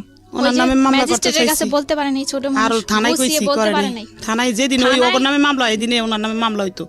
এত বড় একটা ঘটনা ঘটে গেল, প্রধান শিক্ষকের ব্যাপারে আপনারা তো আগে থেকেই বিষয়গুলো আপনারা কিছুটা হলো টাচ করতে পারছিলেন, যদি আপনাদের কথা সত্য হয়ে থাকে। তাহলে আপনি মামলাতে শুধুমাত্র 3 জনের নাম কেন দিলেন? প্রধান শিক্ষকের নাম কেন জড়ালেন? দিতে চাইছি, থানার কেউ লয়নি, সাক্ষী ওই সাংবাদিকেরা লইব না, প্রধান শিক্ষকের নাম লইব না।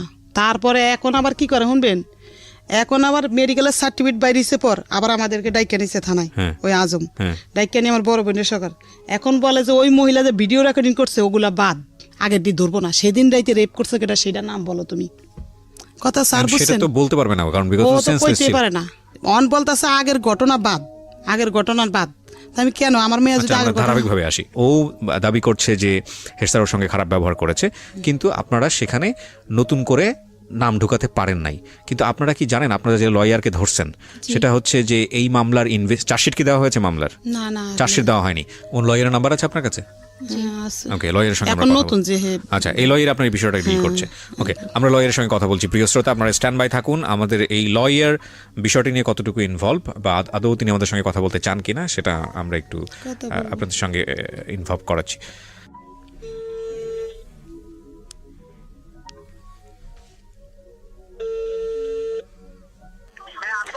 জি, আসসালামু আলাইকুম।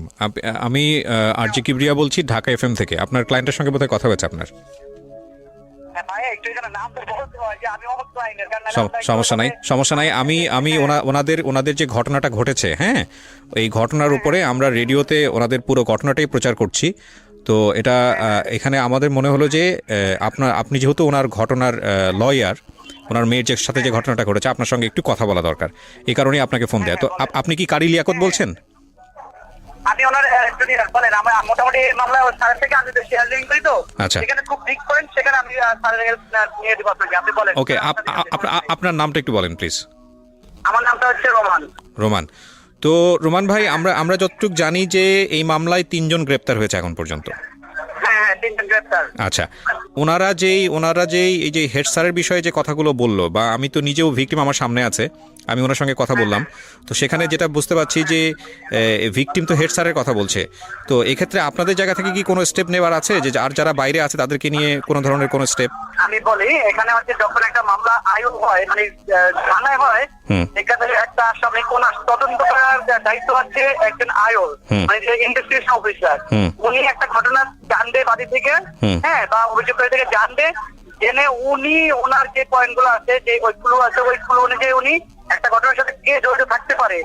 ফর এক্সাম্পল, আমি এক্স কে বললাম যে এক্স এই কাজটা করছে, কিন্তু উনি তদন্ত করে দেখলো ওয়াই হয়েছে, ওয়াই ওটার সাথে জড়িত আছে, তো এটা সম্পূর্ণ দায়িত্ব হচ্ছে ওনার। এখন উনি যদি এক্স কে এক্স সত্যিকারী মানে লায়াবেল, মানে উনি এক্স কে বাঁচিয়ে বলো যে এক্স না, ঠিক আছে, আদার্স কেউ, এই ক্ষেত্রে হচ্ছে আমরা করতে পারবো কি, যখন মামলাটা কোর্টে আসবে, জিএস আসবে, তখন আমরা নারাজি দিব যে না, এটাই হয় নাই, আমরা অধিকতর তদন্ত অন্য কোনো এজেন্সি দ্বারা চাচ্ছি, ঠিক আছে। এখন এই মামলার যে মূল, আমি বলি মামলা সম্পর্কে আমি জানি যতটুকু বলি, মামলার মেন কাহিনী হচ্ছে কি আয়ু বায়েস, আসেন বলতে আয়ু বায়েস। এখন আয়ু অনলি ওই যে আব্দুর রব যে অ্যারেস্ট হয়েছে, হ্যাঁ, ওনার শুধু আলামত ডিএনএ টেস্ট করতেছে ইয়ের সাথে, ওই যে ভিকটিমের কাছে যে আলামত পাইছে সেই আলামত থেকে এই শুধু ওনার ইয়েটার জন্য উনি এই কোর্টে পারমিশন চাইছে, ঠিক আছে। তো কোর্ট ওনাকে পারমিশন দিচ্ছে ওই ম্যাচিং করার জন্য, যেটা সাদৃশ্যতা না এই দৃশ্যতা, হ্যাঁ, এটার জন্য আদেশ দিচ্ছে। এখন এই ক্ষেত্রে যদি এক্ষেত্রে এটা হচ্ছে আয়ু যদি চায় যে না, এটা অন্য কারো হাত থাকতে পারে, আয়ু অন্য আরেকজনকে সেটা করতে পারে, তাকে সেই মামলায় জড়িত করতে পারে, তার সম্পর্কে সে জানতে পারে, সেক্ষেত্রে আমরা আমাদের বেশি কিছু আমরা আমাদের ওরকম কিছু থাকে না। না, কিন্তু আমি যতটুকু জানি যে প্রাথমিক তদন্তে উনি যেভাবে ইনভেস্টিগেট করছেন, সেখানে যদি আপনাদের সে থাকে, সেটা আপনার নারাজি দিয়ে আবার কোর্টে সেটা পেশ করতে পারেন, তাই তো? হ্যাঁ, আমরা সেটা আবার বলতে পারবো যে না, এটা হয় নাই, এক্ষেত্রে আমরা চাচ্ছি না। এটা আসলে আমরা এখনই এইভাবে বলাটা উচিত হবে না, কারণ যেহেতু চাষিটা এখনো আসেনি, সুতরাং এখনই নারাজির প্রসঙ্গ। সালমা অনেক কিছু বলে, আর একটা আয়ু চাইলেই তার মন গড়া হবে একদম একটা, যেখানে ভিকটিম থেকে ধর্ষণের আলামত পাওয়া গেছে মেডিকেলে, রাইট, এক্ষেত্রে আয়ু চাইলেই একটা মামলা ভাড়া কমায় দিয়া বা কাইটা দিয়ে করতে পারবে না, মন গড়া রিপোর্ট দিতে পারবে না। উনি ভিকটিম, এই জন্য ওনার ভিতরে একটা আতঙ্ক কাজ করতেছে, হায় বুঝি আমাকে এইভাবে বুঝতে পারছি, রাইট, এইভাবে শেষ করে দিবে, আমাকে এইভাবে ঠকাই দিবে, থাকা আতঙ্ক ওনার ভিতরে কাজ করতেছে, রাইট। আমরা যারা মিডিয়া দিব, আমরা যারা এখানে এগুলা হেল্প করতেছি, তাদের আমাদের বেশি খুব আতঙ্ক হলে চলবে না, আমাদের তাকে সান্ত্বনা দিয়ে রাখতে হবে। রাইট। আরেকটা বিষয় আমি আপনাদের কাছ থেকে একটু জানতে পারি কিনা, সেটা হচ্ছে এই ধরনের মামলাতে ওনার তো নিজের কোনো অ্যাবিলিটি নাই, মানে সেই অর্থে ইকোনমিক কোনো অ্যাবিলিটি নাই, সেক্ষেত্রে আপনারা কিভাবে সহযোগিতা করছেন? মানে ওনার তো সেই অর্থে তেমন একটা ইকোনমিক অ্যাবিলিটি নাই, মানে আমি তো আপনারা কিভাবে সহযোগিতা করছেন আসলে এই জায়গাটা থেকে, কারণ আপনাদের নিজেরা তো এখানে প্রফেশনাল, রাইট? আমাদের সিনিয়ররা এক জায়গায় একটা হিয়ারিং এ গেলে মনে করেন থাকে, হ্যাঁ, সেক্ষেত্রে আমরা ওনাকে ওরকম দেই না, উনি যা দেয় আমরা সেটা যা দেয়, উনি যেটা দিচ্ছেন বা দিতে পারতেছে আমরা সেটাই ওনার থেকে নিচ্ছি, আমরা কোনো কিছু নিচ্ছি না ওনার কাছ থেকে। আমি একটা বিষয় একটু আপনার কাছ থেকে জানতে চাই, সেটা হচ্ছে যেহেতু আপনি লয়ার, এই মামলায় যে ধারাটা আছে, হ্যাঁ, এই মামলায় যে ধারাটা দেয়া হয়েছে, সেই ধারার সর্বোচ্চ শাস্তি কি হতে পারে? আমি একটু আমাদের লিসনার যারা আছেন, মৃত্যুদণ্ড, মানে এটা যদি প্রমাণ হয় তাহলে মৃত্যুদণ্ড হয়ে যাবে, তাই তো আসামির? হ্যাঁ, এটা মৃত্যুদণ্ড। আপনি যা প্রমাণ হয়ে আসলে বিচারকের কাছে যদি আপনি সাক্ষী প্রমাণ দিয়ে সম্পূর্ণ প্রমাণ করতে পারেন, জি, নয়ের পর যেটা ওটাতে মানে একদম মৃত্যুদণ্ড, ঠিক আছে, ওটাতে কোনো ইয়ে নাই। ঠিক আছে Romel, thank you so much আমাদেরকে সময় দেওয়ার জন্য, থ্যাংক ইউ। আপনার সামনেই কথা বললাম, আমাদের লিসনাররাও শুনলো, এটা সব পুরো মানে একবারে আনকাট ভাবে রেডিওতে প্রচার করছি আমি, পুরো কথাটাই হলো। সেটা হচ্ছে যে এগুলো করতে গেলে এক ধরনের বিভিন্ন রকমের মানসিক জটিলতা, মানসিক চাপ তো আছে, সিস্টেমেটিক জটিলতা আছে, আমরা জানি এগুলো আইনের ব্যাপার, বছরের পর বছর ধরে চলতে থাকে, তবে ন্যায় বিচার আসবে এই বিশ্বাসটা রাখতে হবে, প্রথম কথা হচ্ছে এটা। আর দ্বিতীয় কথা হচ্ছে যে যিনি ভিকটিম তিনি উপস্থিত আছেন, যারা এতক্ষণ ধরে শুনে এসছেন, নতুন করে বলার কিছু নেই, কিন্তু যার নামটা এখানে চলে এসছে, যেটা আমাকে ভয়ানকভাবে আঘাত করেছে, সেটা হচ্ছে এই সরকারি প্রাথমিক বিদ্যালয়ের প্রিন্সিপাল। ওনার নাম যেহেতু এসছে, উনি সম্মানিত ব্যক্তি, যেহেতু মামলাতেও নেই এবং এটা প্রমাণও হয় না, যেহেতু ওনার নাম মামলাতে যেহেতু নেই, এখন পর্যন্ত প্রমাণ যেহেতু হয় না, সুতরাং সেই জায়গাটি থেকে আমরা আসলে দাবি করতে পারি না উনি এই ধরনের কাজ করেছে নাকি করেনি, কারণ এটার এখতিয়ার কেবলমাত্র কোর্টেরই আছে। কিন্তু যেহেতু এই ধরনের একটা অনুষ্ঠানে তার নাম এসছে, সুতরাং আমরা এটা নৈতিক দাবি মনে করছি তার সঙ্গে কথা বলার, এবং তিনি যেটাই বলুন না কেন সেটা তার বলার অধিকার আছে। তো সেই জায়গাটা থেকে তিনি আমাকে একেবারেই চেনেন না, আমি ফোন একেবারে আনকাট অবস্থায় তাকে দিচ্ছি, এরপরে দেখা যাক কি ঘটনা ঘটে। কি নাম বললেন? সালাউদ্দিন। যেহেতু আপনার নামটা এখানে আসেনি, সুতরাং এখানে আপনার বক্তব্যটাও প্রাসঙ্গিক হয়ে যায়, সেই জন্যই আপনাকে ফোন দেয়া। আর আপনি যেহেতু স্কুলের প্রধান শিক্ষক, সেই রেসপেক্টটা আমাদের কোনো অংশেই কমতি নাই। সো আপনার আসলে কি বলার আছে বিষয়টা নিয়ে, বা আপনি কতটুকু জানেন? দায়িত্বের জায়গা থেকে তো আপনারও কিছু না কিছু করার ছিল, কি হয়েছে আসলে আমাদেরকে যদি বলতেন। আপনাকে ধন্যবাদ জানাই বলতেছি যে এটা স্কুলের একটা বাইরের ঘটনা ছিল, ঠিক আছে? স্কুলের বাইরের ঘটনা? স্কুলের বাইরের ঘটনা। এবং শ্যামপুর থানায় যখন এটার মামলা হয়েছে, শ্যামপুর থানার থেকে এটা তদন্ত হয়েছে, এরপরে তদন্ত হয়ে এটা আবার আপনার ইয়েতে গেছে শেরগা থানা। আচ্ছা, ভিকটিম সাপোর্টার যেটা আছে। আচ্ছা, ভিকটিম সাপোর্ট সেন্টার থেকে তো আপনাকেও ডাকা হয়েছিল আমরা যতটুকু জানি। হ্যাঁ, আমি গিয়েছিলাম এবং ওইখান থেকে ওরা আসছিল, তদন্ত আসছিল। আচ্ছা, ওইখান থেকে ওই তাপসিংহতা নামে এক পুলিশ অফিসার আসছিল, আমি ছিলাম না ওইদিন, আমি ছুটিতে ছিলাম। উনি আমার সহকারী প্লাস হলো আমার যে স্টুডেন্টরা ছিল ওদের থেকে একটা স্টেটমেন্ট উনি নিয়েছে। আচ্ছা, যেদিন এই ঘটনাটা হয়েছে সেদিন ছিল বৃহস্পতিবার, জিএসসি পরীক্ষা চলে তখন। জি, আমি আমার এক সহকারীকে নিয়ে পরীক্ষার কেন্দ্রে গিয়েছিলাম, ওই সহকারীও স্টেটমেন্ট দিয়েছিল, স্যার আমি একসাথে আমরা 9:30টার দিকে পরীক্ষার হলে থাকি এবং ওইখান থেকে আমরা প্রায় 1টা-1:30টার দিকে ওইখান থেকে না, কিন্তু একটা বিষয় তো এখানে স্পষ্টভাবে এসছে যে আপনার স্কুলে আসা অবস্থায় হচ্ছে সে মানে হারিয়ে যায়, এবং এ ব্যাপারে যেটা হচ্ছে যে সালমা যিনি অভিযোগ করলেন যে আপনার সঙ্গে বহুবার যোগাযোগ করেছে, আপনার কাছ থেকে সাহায্য চেয়েছে তার বাচ্চাকে খুঁজে পাওয়ার জন্য, সেক্ষেত্রে আপনারা কোনো সহযোগিতা করেননি, এটা আসলে কতটুকু সত্য? একবারে সম্পূর্ণ মিথ্যা কথা। আচ্ছা, উনি আমার বাসায় যখন গেছে 3টার পরে, আমি তখন ভাত খেয়ে তখন স্টুডেন্ট পড়াচ্ছি আমার বাসায়, কারণ জিএসসি পরীক্ষার কিছু এরপর দিন হলো ইংরেজি পরীক্ষা। বাসায় পড়াচ্ছেন মানে আপনি প্রাইভেট পড়াচ্ছেন তাই তো? আমার হ্যাঁ, ওই তো স্টুডেন্ট ছিল আর কি। আচ্ছা, ওরা বাসায় আসে। আচ্ছা, একজন। আচ্ছা, এখানে আরেকটা বিষয় এসছে সালাউদ্দিন সাহেব, সেটা হচ্ছে যে আমরা এরকম শুনলাম সালমার কাছ থেকে যে মানে বাচ্চাদেরকে এইরকম বাসায় পড়ানো বা কোচিং পড়াতে এটা বাধ্য করা হয়, এটা আসলে কতটুকু সত্য আপনার স্কুলের ক্ষেত্রে? না, এটার কোনো সত্যতা নাই, এটা মিথ্যা কথা। আর আমাদের ওই যে আছে আপনার যে পঞ্চম আর অষ্টম, আমাদের এখানে অষ্টম পর্যন্ত আছে। জি, অষ্টম পর্যন্ত, পঞ্চমের আমাদের থাকে যে পঞ্চম পিছিয়ে পড়ে ছেলে মেয়েদেরকে আমরা বিশেষ একটা ক্লাসের ব্যবস্থা করে থাকি ছুটির পরে। আচ্ছা, এটা আমাদের অফিস থেকে একটা নির্দেশ থাকে যে ওদেরকে আপনারা যে করেই হোক পিছিয়ে পড়া ছেলে মেয়েদেরকে একটু অগ্রসর করবে।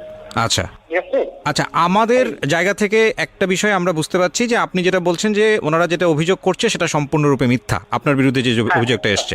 আচ্ছা, আমরা সেটা প্রচার করছি, পাশাপাশি আমাদের যিনি ভিকটিম, আমরা তো তার নামটা মেনশন করছি না, আপনার ছাত্রী, তার কাছ থেকেও এরকম কথা এসছে যে আপত্তিকর জায়গাগুলোতে আপনার জায়গা থেকে এক ধরনের ইয়ে ছিল, আমি আসলে স্পষ্টভাবে উচ্চারণ করতে চাচ্ছি না এই বিষয়টা রেডিওতে। তো আপনার ছাত্রী ক্লাস 5-এ পড়ে। হ্যাঁ, আমি প্রশ্নটা একটু কমপ্লিট করি যে ওর কি আপনার প্রতি কোনো ব্যক্তিগত ক্ষোভ ছিল যে কারণে আপনার মনে হতে পারে যে আপনার সম্পর্কে মিথ্যা কথা বলছে, যেটা তো হওয়ার কথা না একটা শিক্ষকের বিরুদ্ধে। আসলে ওদের যে বক্তব্য, সেই বক্তব্য অনুযায়ী যেটা বুঝতে পারছি, যেটা লম্বা সময় ধরে হয়েছে, চেতনানাশক ঔষধ প্রয়োগ করে এটা লম্বা সময় ধরে হয়েছে, এটা আসলে স্কুলে থাকা মানে এটার সাথে আপনি জড়িতও ছিলেন না? ওইটা কি হয়েছে না হয়েছে ওগুলো আমি কিছু বলতে পারবো না। ওগুলা এটা কি করতে পারে সেটা তাদের ব্যাপার। এটা স্কুলের বাইরে কি হয়েছে না হয়েছে এটা পুলিশ ইনভেস্টিগেশন করছে, পুলিশ কি পাইছে না পাইছে সেটা আমিও জানি না। আপনার কাছে যেরকম বলছে আমি এরকম শুনছি, এর বেশি আর আমি কিছু বলবো না। খন্দকার জান্নাতুল ফেরদৌসকে কি আপনি চিনতেন? জান্নাতুল ফেরদৌসকে আমি তো স্টুডেন্ট নাকি চিনি, খন্দকার জান্নাতুল ফেরদৌস নামে কেউ চিনি না। খন্দকার জান্নাতুল ফেরদৌস হচ্ছে এই মামলার 1 নম্বর আসামি, এনার তো আপনাকে চেনার কথা, এতদিনে তো জানার কথা। আপনার স্কুলের ছাত্রী, সে ভিকটিম হয়েছে, আপনি তাকে চেনার কথা। কেউ যদি তাকে কিছু করে থাকে আমরা বলছি বারবার যে তার আমরা বিচার চাই। আমরা এলাকাবাসী এটা নিয়ে অনেক মিটিং করছি, আমার স্কুলে কমিশনারের সাথে আমি আলাপ করছি, আমাদের যে স্থানীয় কমিশনার আবু ভাই তার সাথে আমি আলাপ করছি, আমাদের স্থানীয় এমপি সঞ্জিতা তার সাথে আমি ব্যাপারটা নিয়ে আলাপ করেছি।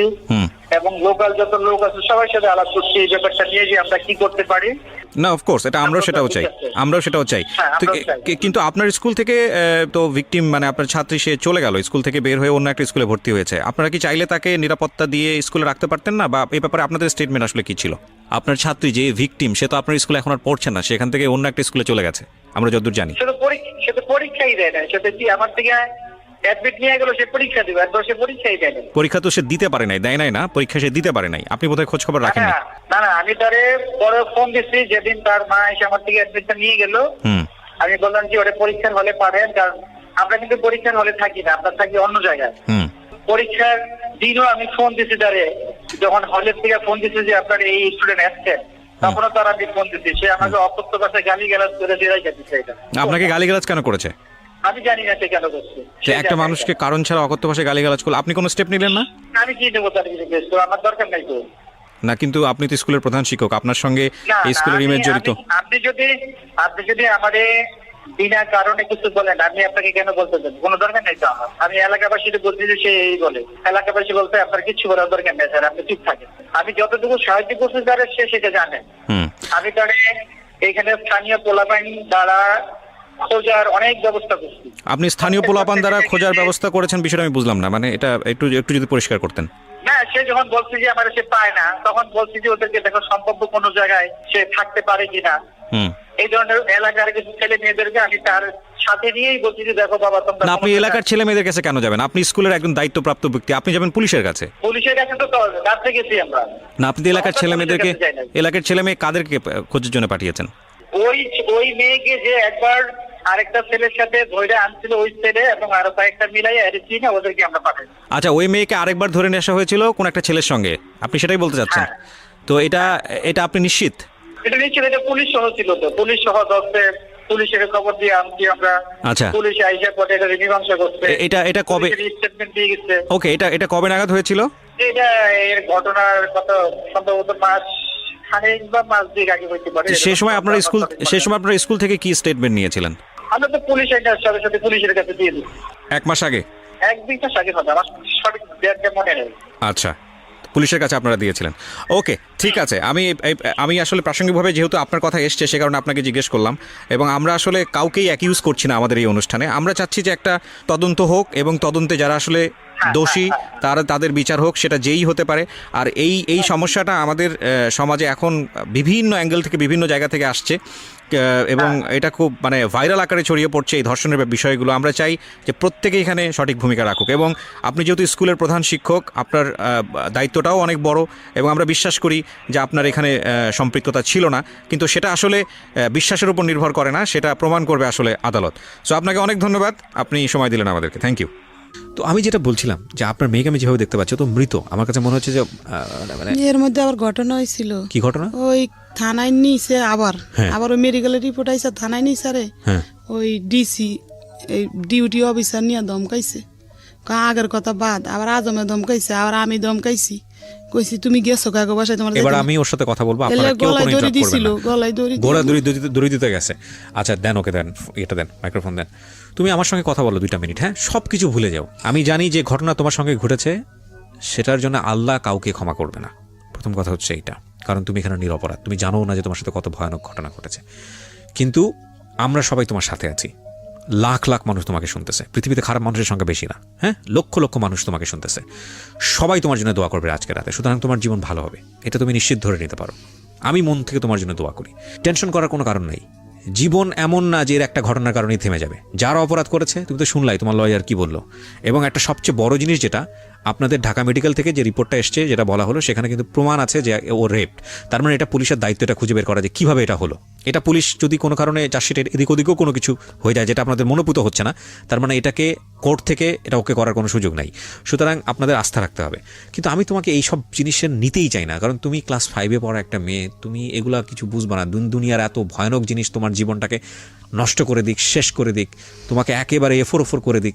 আমি জানো না, আমি 2-2.5 ঘন্টা শুনতেছি, আমি ভারী হয়ে গেছি অনেকখানি। আমি শুধু চিন্তা করতেছি, দেখো এগুলো একটা সময় সবাই ভুলে যাবে, কিন্তু তোমার জীবনের দাগ সারা জীবন হয়তো তোমাকে সমাজ বাধ্য করবে বইয়ে বেড়ানোর জন্য। হয়তো তুমি আমার কথাগুলো বুঝতেও পারতেছো না, ভুলে যাও।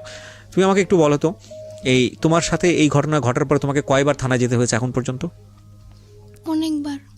লেখাপড়া বন্ধ হয়ে গেছে, জি কেন বন্ধ হলো?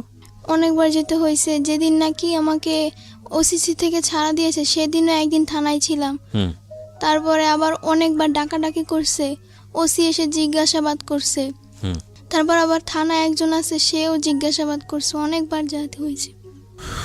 বিপিন সেন্টার লেখাপড়াটা বন্ধ করলা কেন? এটা কি তোমার মা বন্ধ করে দিয়েছে নাকি তুমি বন্ধ করে, তুমি কনসেন্ট্রেট করতে পারছো না? কি হয়েছে লেখাপড়া? তুমি তো 5-এ পরীক্ষা দেওয়ার কথা। পরীক্ষা দিতে পারিনি, যেদিন আমার পরীক্ষা ছিল সেদিন আমি করেছিলাম। কোর্টে ছিলা তুমি? জি কোর্টকে জানাও নাই যে তোমার পরীক্ষা আজকে? না, ওই দিন কি হয়েছে? ওই যেদিন প্রথম পরীক্ষা সেদিন তো কোর্টে জবানবন্দি নিতে বললা কোর্টে। হ্যাঁ। আর যেদিন পরীক্ষা সকালে এদিন রাইতে তো আর রাইতে আমরা থানায় ওরে নিয়ে মেডিকেলতে ছাড় দিলে থানায় এক রাত রাখে, এক রাত থানা জমা নেয়, বুঝছেন? এটা কি মানে ক্লাস 5-এর ফাইনাল পরীক্ষার কথা বলতেছেন? হ্যাঁ, এই যে ফাইনাল গেল যে দিতে পারলো না, তো এখন 5-এ ভর্তি করছি, তো আবার স্কুল ড্রেস বানাই স্কুল দিছি। চেঞ্জ করছেন? হ্যাঁ, ওই এলাকায় ছেড়ে দিছি আমি।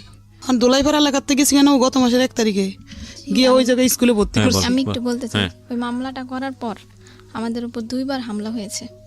কিসের হামলা? আমাদের আমরা মোস্তানেরা যে দোলাইপাড় বেডিগো- ছিলাম যে প্রেমগলিতে, ওই বাড়িতে 12 জন পুরুষ এসেছে।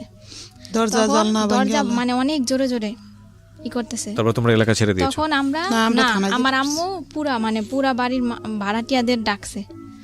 তখন ওই লোক কিন্তু আমার মার সাথে অনেক খারাপ খারাপ আচরণ করছে। কোন লোক এটা? ওনার নাম হলো হাত কাটা আক্তার, ওনার হাতগুলো কাটা। উনি হলো মস্তান। মাস্তান, একজন মাস্তান, সবাই চেনে দোলাই পারে যে মিরাজি বাগের হাত কাটা আক্তার। 12 জন পুরুষ আসছে, ভাড়াটিয়ারা সাক্ষী। ও মেডিকেল তখন ও মেডিকেল, ঢাকা মেডিকেলে তখন আসছে। আমার আম্মুর সাথে অনেক খারাপ আচরণ করছে যে আপনার সাথে আমরা আলাদাভাবে কথা বলবো, এর একটা মীমাংসা হওয়া দরকার, আমরা মীমাংসার জন্য আসছি। তারপরে আমার আম্মুর সাথে সাথে আমাকে নিয়ে শ্যামপুর থানায় গেছে, একটা জিডি করছি আমরা। এই ঘটনার প্রেক্ষাপটে? জি। আর ওই দিন সকালবেলাও একজন এসেছে, যে ওই যে খন্দকার জান্নাতুল ফেরদাউস যে ঘরে যে একটা মেয়ে থাকে মিতু, ওই মিতু একজন লোককে নিয়ে আসছে। ওই লোক আমাদেরকে খুঁজে পায় নাই। আমরা সকালবেলা মেডিকেলে ছিলাম, তো আমাদের বাড়িওয়ালার কাছে কি না কি জিজ্ঞেস করার পরে চলে গেছে, আমাদেরকে পায় নাই। ওই জিডির কাগজ আমাদের কাছে আছে। তারপরে কিছুদিন আগে যে আমার আম্মু যে কোর্টে গেল, সিএম কোর্টের বাইরে, সিএমএম কোর্ট? জি সিএমএম কোর্টের বাইরে আসামি পক্ষের লোকেরা আমার আম্মুর ওড়না ছিঁড়ে ফেলতে নিছে। আমার আম্মুর উপর মানে যখনই দেখে খারাপ কথা বলে, তারপর আমার আম্মুকে হামলা করতে চায়। কোর্টে তো ওকেও নিয়ে যেতে হয়? না ও যায় ওকে না, নিতে আমার হয় না? আম্মু বাদী, আমার আম্মু যায়। তো আমার আম্মু কোতোয়ালি বাদী থানায় একটা জিডি করছে, সাধারণ হামলা হওয়ার পরে সাথে সাথে আমার আম্মু একটা জিডি এবং করছে। আপনারা জায়গাটা ছেড়ে দিয়েছেন। জি, আপনি জি। এখন কি করেন পেশায়? ওই কাপড় বিক্রি করি। কাপড়, এই বোরকা পরে কাপড়? ওই আরানের আগে কইলাম না কিস্তি পাইছি, এই টাকা দিয়ে মাল উড়াইছি, বেচতে পারি নাই তো। আমার কিছু বলার আর নাই। ঘরে একটা আলমারি আছিল, ওইটা 10,000 টাকা বিক্রি করছি। একটা আলমারি বানাইছিলাম ওই কাপড় চোপড় রাখার লেগে, মানে এটা বিক্রি করে লাইছি। এটা দিয়ে যে গাড়ি ভাড়া বুড়া দিয়ে করে যাই, ওই টুকটাক করে উকিলের 300 টাকা এই আলমারি বিক্রি করার টাকা দিয়ে? হ্যাঁ, বেচ চালাইছি, ওটা দিয়ে চলতেছে। একটা কথা বলতে পারি শুধু, ইতিহাসের জঘন্যতম একটা এপিসোড প্রচার হলো আজকের এই জীবন গল্পে। আমাদের যে মনুষ্য পরিচয় না, এই মনুষ্য পরিচয়গুলা, আমরা ভয়ানক খারাপ মানুষ। আমার এই সব মানে সিলেবাস এই খুব সুন্দর করে কথাবার্তা বলা, এগুলো সব থেকে বের হয়ে আসে, ভিতর থেকে যেগুলো আসতে সেটা আমি বের করতে পারতেছি না। আমি সরি টু সে, আমরা ভয়ানক রকমের বাজে মানুষ। আমি সাধারণত কখনোই মানে এতটা বেশি পেসিমিস্ট, মানে এতটা বেশি হতাশ হই না, এতটা বেশি ঋণাত্মক কথাবার্তা বলি না। বাট আজকে আমার খুব বলতে ইচ্ছে করছে, কেন জানি। লেভেল থাকা উচিত তো, তাই না? মানে একটা হচ্ছে, এটা তো অবশ্যই একটা পারভার্টনেস, ভয়ানক রকমভাবে বিকৃত মানসিকতার যারা, তারা এই ধরনের শিশু যৌন নির্যাতনের সঙ্গে জড়িত। কিন্তু এইটা ঘটনা ঘটে যাওয়ার পরে যে সিস্টেমের মধ্যে এদেরকে আমরা বেঁধে ফেলছি সঠিক বিচার পাওয়ার জন্য, হয়তো সেটার প্রয়োজনও আছে।